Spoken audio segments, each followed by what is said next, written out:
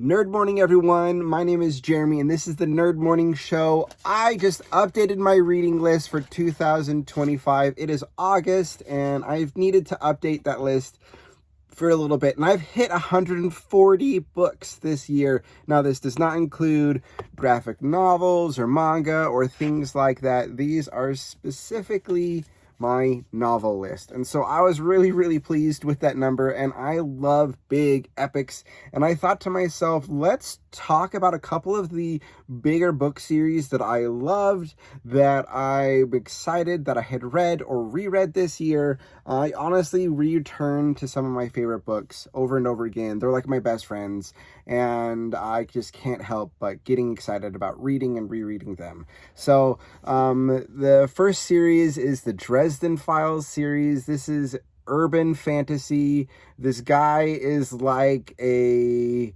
mystery detective kind of person, but with magical mysteries and murders and crazy adventures like that. Harry Dresden is the detective, and it is fantastic. I really love it. Not a lot needs to be said about The Lord of the Rings. This is a series that I return to over and over again. It is such a foundational piece of literature for me and the stuff that I like and enjoy. So I always am excited to go to Middle Earth. This one is always one of my first in the year. I always am looking forward to reading this one. Honestly, I read this one like every year. This is The Wheel of Time. I absolutely love this series, and it is always exciting. This year, the second era of Mistborn really, I don't know, did it for me. I love the first era of Mistborn, but the second era of Mistborn was just good. I really love this world, and having fantasy but in a cowboy western era is just interesting and unique, and I just think that that's super worthwhile. Obviously, if you're a Brandon Sanderson fan, The Way of Kings and the Stormlight Archive, this series is incredible. I absolutely love it. I absolutely love it.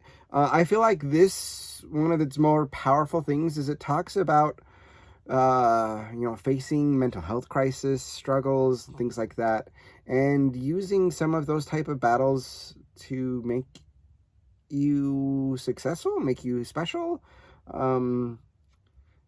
find strength in some of the weaknesses that you have, I guess. I don't know. I feel like the world is really epic, and I really find there's over an abundance of things that I'm just like, wow, yeah, that was a beautiful message. That's really powerful stuff. I was not expecting to love this series because I had read the first couple of books in the past. And this year I'm like, I want to go and try The Witcher again. And the first two books are kind of like little story anthologies, and you kind of jump from place to place, and I didn't really feel like there was a lot of cohesion in the story, so I just didn't resonate with it as much. I felt like it was just a bunch of side quests. When you get to the third book in the series, it kind of shifts to more of a continuous story. Everything seems to meld together, and I think that the author really knows the direction of where we're going with the story, and I really latched onto it after that. So I had a lot of fun with that one. This was definitely a book talk recommendation. Red Rising with Pierce Brown.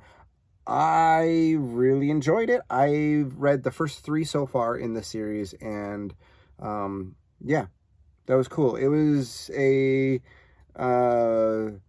sci-fi dystopian story, a lot of class type battle struggles. I feel like the first book kind of had a lot of things that reminded me of like your Hunger Games or some of those other type of dystopian type stories, and then it shifts from there to like maybe a little bit Divergent and so forth. Anyways, like it's got a lot of interesting parallels to other popular books because it has a lot of popular themes that are interesting, I think, for that. Finally, Dungeon Crawler Carl. This was definitely something I was seeing a lot of people talk about, and I have done a lot of dungeon crawler stories, and doing one in a sci-fi dynamic versus a fantasies dynamic was really interesting. But this has a lot of those dungeon crawler lit RPG type dynamics, and so if you like those type of things, you'll really like this one. It's pretty funny, and I had a lot of fun with that series as well. So those are some of the series that I really enjoyed so far this year. Thinking about this year, I've tried a lot of new things. I've reread a lot of older things that I've just loved and love returning to, and some of those ones that I just mentioned here were some of my better experiences reading this year. What are some books that you've read this year that you've really enjoyed? Let me know. Put those in the comments. Also, if there are stories or books that you think I should check out based off of this list of things that I really enjoyed this year, put those in the comments, because I'm always looking for another thing to read, and that would be really amazing. Thank you guys so much for watching, checking out this video. I hope you guys enjoyed it, and have a good one.